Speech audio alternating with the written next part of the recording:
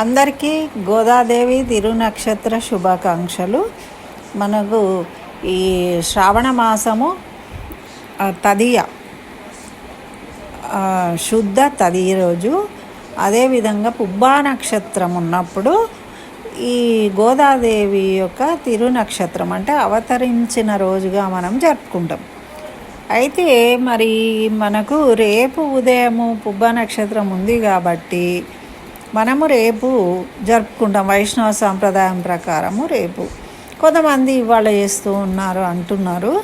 అయితే ఈ విధంగా ఎందుకు చేయాలి? ఈరోజు చేయని వాళ్ళు రేపు చేసుకోండి. ఈరోజు మనకు స్వర్ణగౌరి వ్రతం అనేది ఉంది. దానివల్ల రేపు మనము గోదాదేవికి పూజ చేసుకోవచ్చు. అయితే ఎవరు ఎప్పుడు చేసుకున్నా కానీ ఏ విధంగా చేసుకోవాలి, ఎందుకు చేసుకోవాలి, దాని యొక్క ఫలితం ఏంటి అనేది ఈ వీడియోలో తెలుసుకుందాం. మహిళా లోకం స్వాగతం. అందరికీ నమస్కారం అండి. మనకు సోమవారం నాడు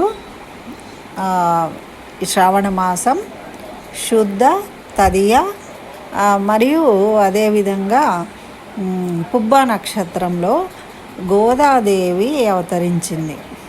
ఆండాళ్ అవతరించింది కాబట్టి దాన్ని తిరునక్షత్రము అంటారు. ఎందుకు అంటే మనం పూజించే దేవతలు, ఆళ్వార్లు, పెద్దవాళ్ళు జన్మించిన రోజును మనము తిరునక్షత్రం అంటాం. అంటే వాళ్ళు జన్మించిన నక్షత్రము ఏ రోజు వస్తుందో ఆ రోజును మంచి నక్షత్రంగా మనము కీర్తిస్తాం అన్నమాట.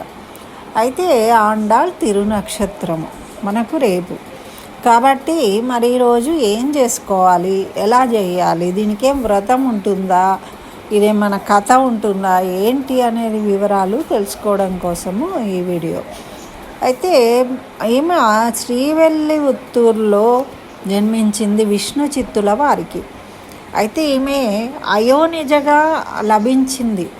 ఈమె మన మానవులు అందరూ జన్మించినట్టు కడుపులో శిశువుగా పెరిగి రాలేదు. ఎలా సీతాదేవి ఎలాగైతే భూమిలో అయోనిజగా జనక మహారాజుకు లభించిందో ఆ విధంగా విష్ణు చిత్తుల వారికి తులసి వనంలో శ్రీవెల్లిపుత్తూరు అనే ఊరిలో, ఇది తమిళనాడులో ఉంది, చాలామంది దర్శించుకుని ఉండొచ్చు. అయితే అక్కడ ఈమె ఆ తులసి వనంలో అవతరించిందనమాట. అయితే వారు ఈమెని చూడి కొడుతా అనేవారు, గోదాదేవి అనేవారు, ఇలా రకరకాల పేర్లతోని పిలిచేవారు అన్నమాట. అయితే ఆండాళ్ అనేవారు, నన్ను రక్షించేదానివా, నువ్వు నన్ను రక్షించడం కోసమే నాకు దొరికావు అని ముద్దాడేవారు అన్నమాట. అయితే ఆ విధంగా అవతరించినది కాబట్టి ఈ కలియుగంలో మనము నివసించే ఈ భూమి మీద ఆ అమ్మ అవతరించింది. మనకు తిరుప్పావై అనే 30 పాసురాల వ్రతాన్ని కూడా మనకు తెలియజేసింది. మనము మార్గళి మాసం జరుపుకుంటాం నెల రోజులు సంక్రాంతి ముందు. అయితే ఇవన్నీ మన కోసం ఆ అమ్మ చేసి చూపించింది. కాబట్టి ఇప్పుడు మన దగ్గర అవతరించిన అమ్మ కాబట్టి మనకు ఆడపడుచులాగా అని ఏం చేస్తాము, అందరము ఈ తిరునక్షత్రం రోజు అక్కడికి దేవాలయానికి వెళ్ళి వడిబియ్యాలు పోస్తూ ఉంటారు. వడిబియ్యం పోయడం అంటే మీకు తెలుసు కదా, పసుపు, కుంకుమ, కుడుకలు, గాజులు ఇట్లాంటివన్నీ వేసి పసుపు బియ్యాన్ని తీసుకెళ్తారు. శక్తి ఉన్న వాళ్ళు చీర, రైక బట్టలు అన్నీ కూడా తీసుకువెళ్తూ ఉంటారు.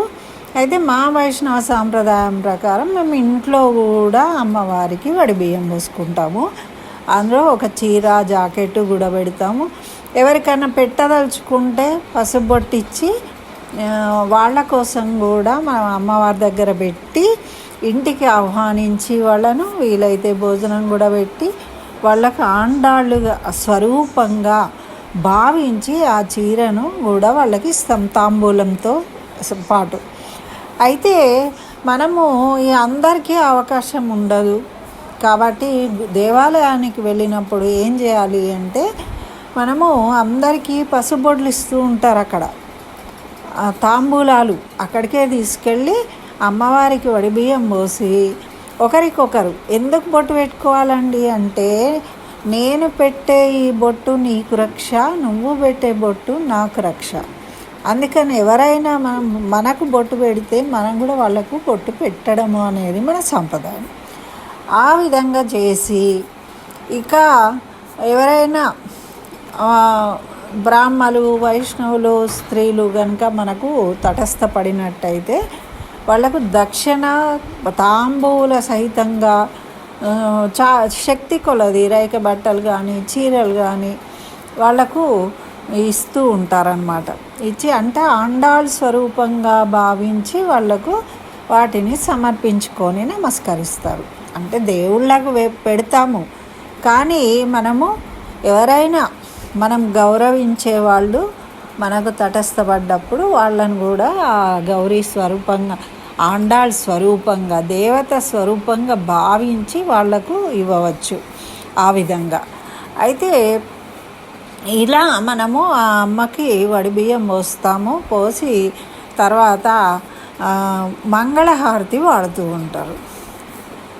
ఇలా మరి ఎందుకు చేయాలండి అంటే, మన ఇంటి ఆడపడుచు ఆశీస్సులు ఎప్పుడూ ఉండాలి, ఆ వంశము రక్షణ ఉంటుంది, ఆ వంశము క్షేమంగా ఉంటుంది, వంశం వర్ధిల్లాలని ఆడపిల్లలు కోరుకుంటారు.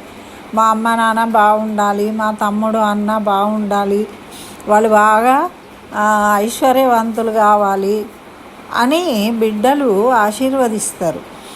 ఆశీర్వదించినప్పుడు వాళ్ళు క్షేమంగా ఉంటారు అని మన పెద్దలు తెలియజేస్తూ ఉంటారు. అది సాక్షాత్తు ఆ భూదేవి స్వరూపంగా అవతరించిన గోదాదేవి కాబట్టి మనము ఆమెకి ఈ విధంగా వడిబియ్యాన్ని ఇచ్చి మనం ఆమెలాగా అందరూ ముత్తైదువుల ఆశీస్సులను తీసుకుంటామన్నమాట.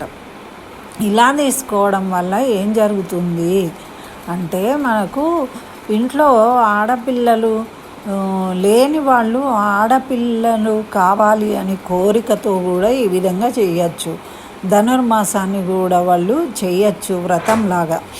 అయితే ఈ ఆండాళ్ళు తిరునక్షత్రం అనేది మనము ఈ విధంగా జరుపుకోవడం వల్ల అమ్మవారి అనుగ్రహంతో కుటుంబ యోగక్షేమం, కుటుంబం చల్లగా ఉంటుంది, అన్ని శుభకార్యాలు జరుగుతాయి. మరియు మనము ఆడపిల్లలు లేని వాళ్లకు ఆడపిల్లలు సంతానం కలుగుతుంది అని మనకు పెద్దలు తెలియజేస్తూ ఉంటారు. కాబట్టి ఈ విధంగా చేస్తూ ఉంటాం అన్నమాట. మరి ఇట్లా మనము గుడికి వెళ్ళి చేసుకున్నా, ఇంట్లో చేసుకున్నా, ముత్తైదువులకు పసుబొట్టు ఇచ్చుకున్నా కూడా అన్ని పూజ అయిన తర్వాత మేము మంగళహారతి వాడతాం. కాబట్టి మీకోసము మా వదిన పాడిన మంగళహారతి కూడా నేను పెడుతూ ఉన్నాను ఇందులో. తప్పకుండా అందరూ దాన్ని రాసుకొని నేర్చుకోండి. నెక్స్ట్ ఇయర్ మీరు అది పాడుకుంటూ పూజ చేసి అది పాడుకోండి. ఇది మనము గోదాదేవికి పూజించే విధానము, ఫలితము. మంగళహారతి కూడా విని అందరూ సంతోషిస్తారని నేను అనుకుంటూ ఉన్నాను. తప్పకుండా మా వదిన కోసం లైక్ చేయండి, షేర్ చేయండి. ఇంకా నా ఛానల్ సబ్స్క్రైబ్ చేయకుంటే సబ్స్క్రైబ్ చేయండి. ఇప్పుడు మంగళహారతి. మంగళంతే భవతు వాచ మధురలహరితరంగిణి రంగదుభయ విభూతి నాయక మంగళాంగరధాంగిణి. మంగళంతే భవతు వాచ మధురలహరితరంగిణి పావని భవభంజనైక కృపావని దాసావని దేవి తావక పాదకజ మధు దేహి మమ సంజీవని. మంగళంతే భవతు వాచ మధురలహరితరంగిణి చేతనేశ్వర ఘటక కృత్య విశేష ధర్మోతారిణి పాతకోత్కటపతిత మామక భావభయ సంహారిణి.